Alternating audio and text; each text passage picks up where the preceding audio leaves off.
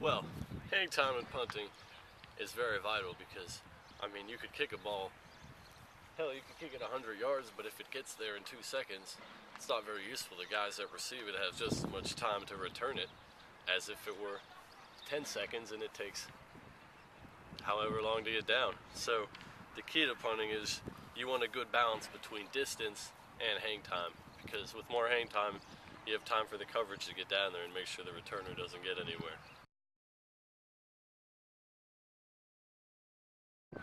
Well, touchbacks at football. On some level it's good, on some levels it's bad, because if you get a touchback, it means you're able to get the ball very close to the end of the field. A lot of times the ball hit close around the end zone and roll out, and you got a touchback where the return will just take it down for a touchback. And it's a downside because really touchback puts the returner back on the 20, so they could gain almost 20 yards. But the thing is, you ensure that they can't return it at all. So no matter how good they are, how fast, they have to stop and go to the 20 and resume regular play. So it's a plus in that sense. The beginning of any punt is with a snap. You have a long snapper, usually about 12 to 14 yards away from the punter, and whenever the cadence is called and the play begins, he snaps the ball back to the punter. And really, a lot of people overlook this, but it's not as easy as it might seem. Punt has to be almost perfect for the punt to go correctly. If the punt is too low or too high, it's a jump, it goes to the side, anything like that, that could throw the punter off. Worst case scenario, the ball gets past him and he has to try and run on it and recover the fumble, maybe try and punt it, maybe try and run. Either way, he's in trouble.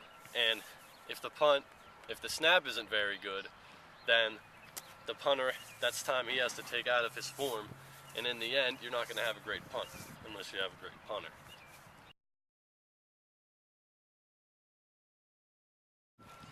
Looking good. Self-image is very important in any sport. If you go out on the field, I don't care if it's football, if it's hockey, if it's lacrosse, if it's badminton, you go out there and you look sloppy, you're going to play sloppy. You need to have yourself focused, have your image focused, have your mind focused. If you are the ball, you can kick the ball, you can throw the ball, you can catch the ball. If you look good, you would do good. It's all up here.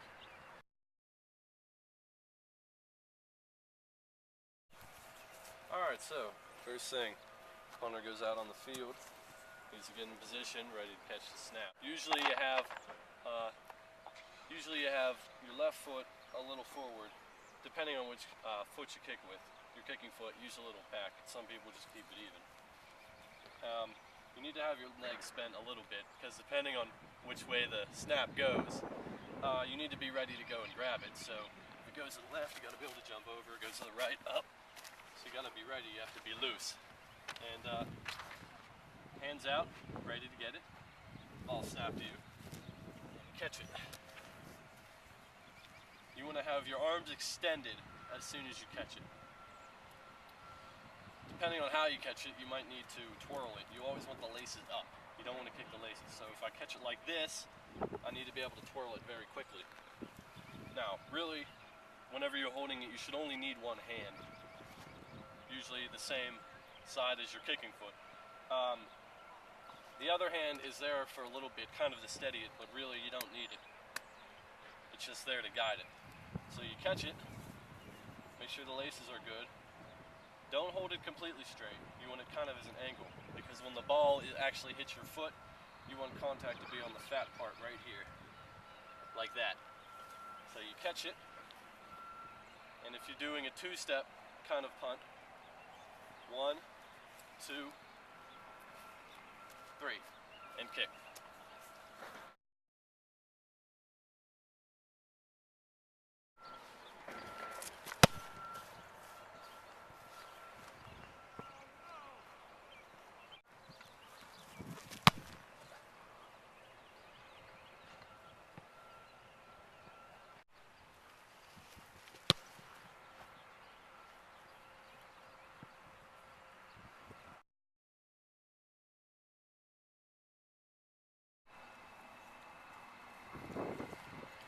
uprights.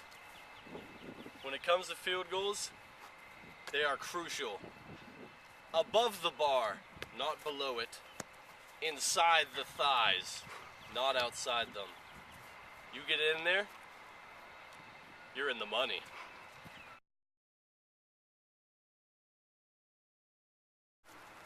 Snapper and holder.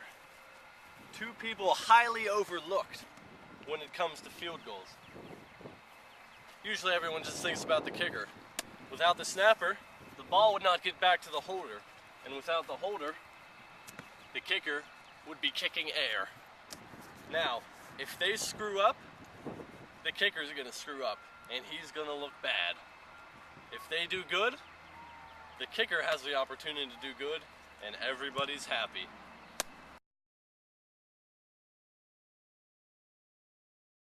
The kick is good.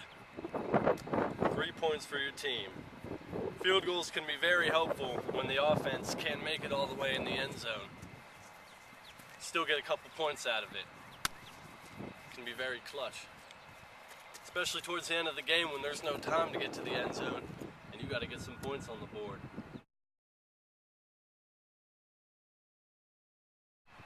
This is how you make a field goal.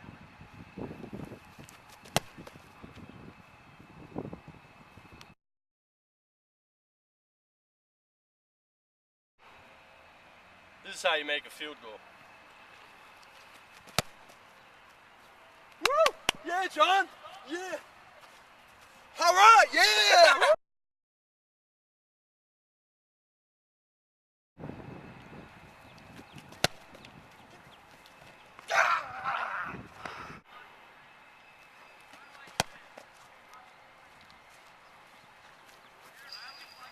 Next time.